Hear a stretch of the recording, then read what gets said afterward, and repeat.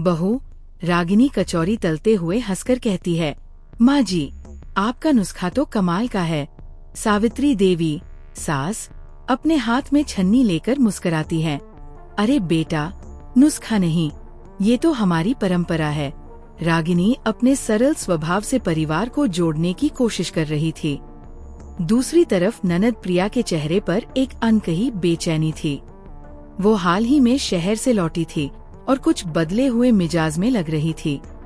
रागिनी ने प्रिया से मजाक में बोला, क्या बात है ननद जी, कहाँ खोई हुई हो, कुछ हमें भी बता दो। प्रिया चिढ़ करके अपने कमरे में चली गई और रागिनी अपने काम में व्यस्त हो गई। सब लोग खाना खा के अपने अपने कमरे में सोने चले गए। रात के 1 बजे घर में खामोशी थी। रागिनी को पानी की प्यास लगी। जैसे ही वो किचन की तरफ बढ़ रही थी तो उसने देखा कि छत पर हल्की रोशनी चमक रही है। उत्सुकता से उसने छत की ओर कदम बढ़ाए। प्रिया किसी से फोन पर बात कर रही थी और कहीं जाने की बात हो रही थी। रागिनी ठिठक गई। प्रिया इतनी रात को किससे बात कर रही है और वो कहाँ जाने की बात कर रही थी? उसने प्रिया से इतनी रात में बात करना ठीक नहीं समझा, क्योंकि उसके और प्रिया के रिश्ते वैसे भी कुछ खास ठीक नहीं थे, तो रात में बात करने का कोई मतलब भी नहीं बनता था। रागिनी वापस सोने चली गई। अगले दिन जब सुबह रागिनी की नींद खुली तो पता चला सावित्री देवी का कीमती हार गायब है। ये तो मैंने अलमारी में रखा था, कहाँ चला गया? सावित्री देवी ने परेशान होकर कहा। प्रिया ने गुस्से से कहा, माँ, मुझे तो लगता है कि बहू जी ही जानती होंगी, आखिर घर का पूरा प्रबंधन वही देखती है ना। रागिनी हतप्रभ थी। ननद जी, आप मुझ पर इल्जाम क्यों लगा रही हैं? मैं ऐसा कुछ नहीं कर सकती, उसने भावुक होकर कहा। परिवार में तनाव बढ़ने लगा। सावित्री देवी भी असमंजस में थी कि किस पर विश्वास करें। अगली रात रागिनी को नींद नहीं आ रही थी तो वो छत में टहलने चली गई।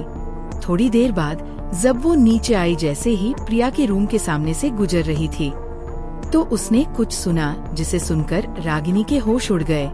रागिनी ने सुना कि प्रिया किसी से फोन पर बोल रही है कि वो घर के पूरे गहने छुपा लिए है और रात में ही घर से भागने का प्लान कर रही है। उसने तुरंत प्रिया से बात करने की कोशिश की। ननद जी, ये क्या कर रही हैं आप? परिवार की खुशियों के खिलाफ जाना आपको कहाँ ले जाएगा?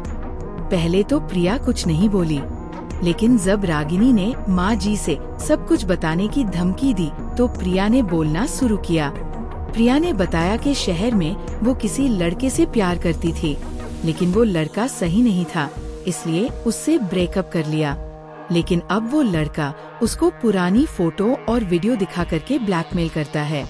प्रिया रोते हुए रागिनी से बोलती है, भाभी, पुरानी फोटो और वीडियो के बदले में उसको ये गहने देने वाली थी।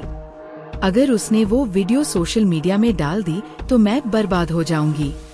रागिनी ने प्रिया को सांत्वना दी कि वो दोनों मिलकर के इस समस्या का समाधान निकालेंगी, लेकिन इस तरह गहनों की चोरी करना गलत है। रागिनी ने अगले ही दिन पूरे गहने वापस सासू माँ के कमरे में रखवा दिए।